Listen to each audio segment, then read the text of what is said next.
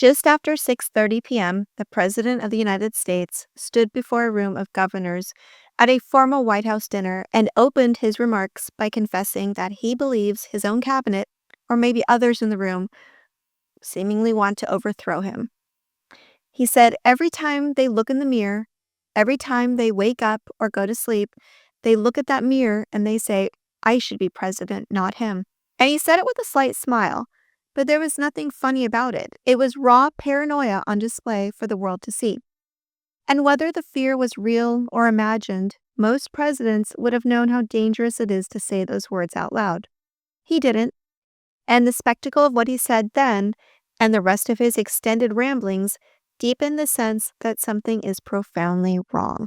It was on display when he entered the room to the sound of pomp and circumstance, walking down the red carpet lined with military members and flags, where Melania had to hold his hand tightly, smiling widely to distract from his physical and mental decline. She subtly guided his pace, aligning his path and direction, steadying him when his body seemed stiff and unsure. Her grip was firm in contrast to his careful, almost hobbling movements. When they reached the table, she was the one who greeted the governors. She shook hands. She carried the conversation. He lingered half a step behind her, his left hand pressed against the small of her back, his right hanging motionless at his side. He looked diminished and smaller than usual, and more than once you could see concern in the eyes of the people watching him. As Melania sat down, he made his way over to the podium, where he made that fateful cabinet remark before continuing with the rest of his speech.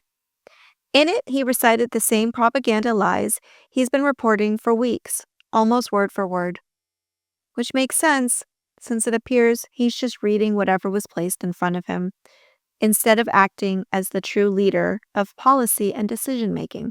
And what was placed in front of him was embarrassing, not just for him, but for the entire country. He called Melania his movie star wife. And then he went on to say, now I can say my movie star wife. You believe this? I had to live with another title. An overplayed nod to her $40 million Amazon documentary. And then he launched into a story about the Great Salt Lake that sounded like a man trying to work out in real time where a major body of water was located, despite the fact that it shares its name with the city right next to it. We're going to save the Great Salt Lake. You know that, right? We've got a problem, he said. He came in to see me today. He was pointing to somebody. These are the kind of things he said. Sir, we have to save the Great Salt Lake. I said, explain this to me, please. In that city called Salt Lake City, somebody said, where is it located? I said it's located in Salt Lake City, right? That was the President of the United States, standing in front of a camera, openly questioning the location of one of the most well-known landmarks in the American West. Then came the 2020 election. Again, because it always comes back to that. This is what he said. When the election was rigged and I missed my normal second term, and then he went on, I was the one that got the Olympics, and I was the one that got the World Cup. The problem was I was going to be president for another 4 years, and this was going to take place. And then with what appeared to be genuine frustration, he said, I took credit for the Olympics. I took credit for the World Cup, and I'm trying to take credit for the 250 years, but I'm not getting away with it. I'm getting hammered. I'm getting hammered. He was talking about the founding of the United States, not just the anniversary, the founding. And he sounded genuinely frustrated that no one would let him take personal credit for something that happened 250 years ago. Then he turned to the press, and this is where it got even weirder. He said, now we're with some very special reporters tonight. I often say the fake news, but I will not say that tonight, even though I'm on live television. I will not call you fake news, okay? As the cameras are roaring. And then he pressed on. The press has been relatively fair to me over the last year, meaning they've been bad but not horrible. And then he floated a strange idea. He said that the governors should vote on whether to allow the press to stay for the musical performance planned later in the evening.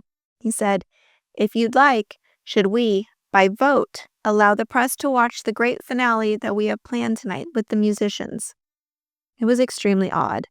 And the room went quiet as it shifted uncomfortably because no one seemed to know whether to raise their hand, to respond, or to simply look away. And much like his presidency, the speech was confusing, unsettling, and deeply chaotic. And when you watch that speech and see how he has given the same talking points over and over again at nearly all his public appearances, and he seems fine with it, it begs the question, what if he doesn't even know that he's being fed the same topics because nobody in his inner circle believes he can handle more than that? And what if he truly doesn't understand the extent of his own decline or what they are doing? We've all seen these moments, like when he turned to his doctors on camera not too long ago in the Oval Office and said, "Is my health perfect?" And his doctor, Jones, replied, "Your health is excellent, sir." What if Stephen Miller, whoever is really pulling the strings, has convinced the people around him to keep the truth from him? What if the cover-up isn't just for us?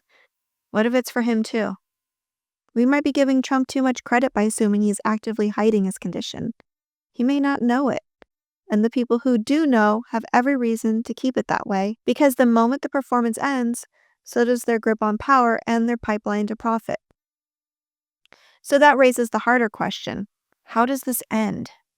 And I don't mean that in the broad sense of Democrats taking back Congress. I mean, how does this chapter close?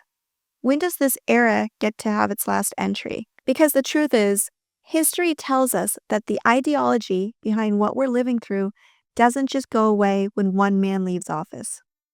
There will always be people who are drawn to cruelty and power. This chapter ends when we make it end. It ends when Democrats take back control and when every single person who enabled this regime is held accountable. Not with a slap on the wrist, not with a let's move forward and heal, but with trials, real ones, the kind we haven't seen since the Nuremberg trials, that were conducted by serious people with moral clarity and legal authority to match the scale of what has been done. And that means every layer. It means investigating how Trump's own family increased their wealth while in office. It means asking real questions about Melania's $40 million Amazon documentary, which looks less like a film deal and more like a bribe. It means asking how cabinet members like Kristi Noem are affording extensive cosmetic work, designer clothing, and lifestyles their government salaries could never support. Where is that money coming from?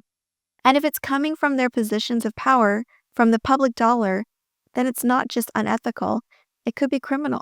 This is why we need hearings. It all must come to light. And that includes every agency head and every ICE officer who carried out raids that violated people's rights. Every single one of them must face accountability under the law. We also need to make sure that convicted felons can never again hold the highest office in the land. That should not be a controversial statement, but here we are. The pendulum is going to swing, and this time it's going to swing farther than we've ever seen. And when it does, we cannot waste it. We must hold every enabler accountable. We must make changes to the systems that allowed this to happen. Because part of the reason we're here is that we never fully dealt with the darkest chapters of our own history. We never truly reckoned with slavery, or Japanese internment camps, or the genocide of Native American communities and the systemic theft of their land. We've acknowledged them, and we've half-heartedly apologized decades later. But we never did the deep structural work to make sure the system that allowed those atrocities couldn't be reactivated. And now they have been. ICE detention centers, family separations, government-sanctioned cruelty carried out in our name. This is not new evil. It's old evil in new uniforms. And it will keep coming back until we pull it out by the root. And I think about that a lot, especially from my time as a travel writer. When I was on location in Germany, I asked people how they live with the history, how they carry it.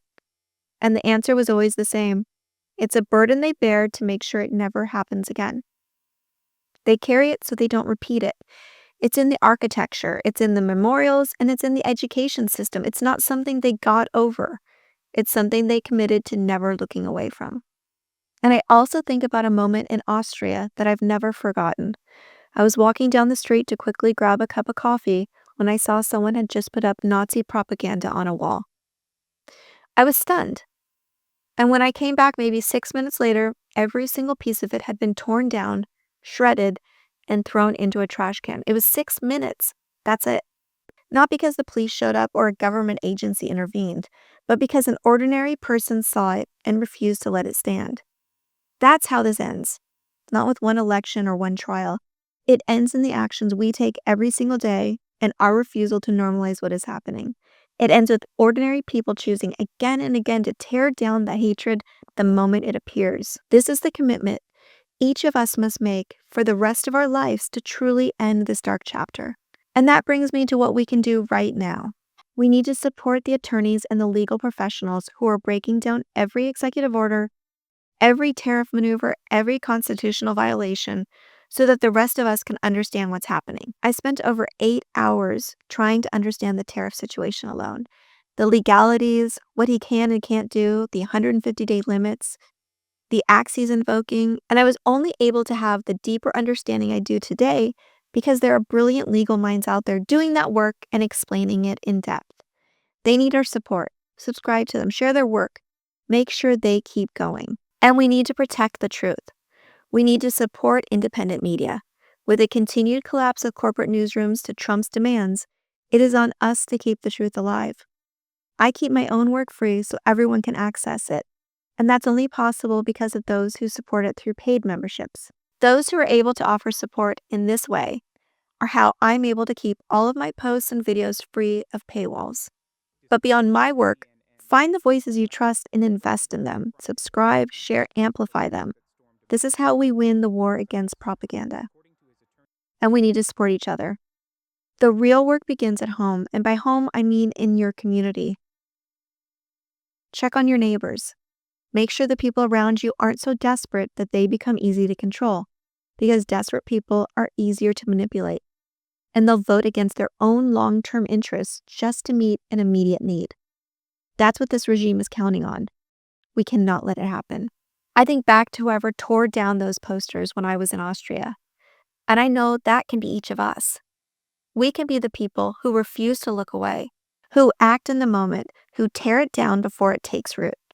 That's why I still have hope for America, and you should too. And if you've made it this far, we're probably on the same page. We're definitely on the right side of history. I'm working hard to spread this message, so please take a moment and subscribe to my channel. It's absolutely free. Like the video, give it a thumbs up, a comment, anything to let the algorithm know to show it to more people. And for all of my daily posts, you can find me on Substack by searching Heather Delaney Reese. I've included a link for you below, and there's also a free option there. Please subscribe. And remember, no matter how dark the days get, I will be here every single day, and together we will always have hope for America. I'll see you tomorrow.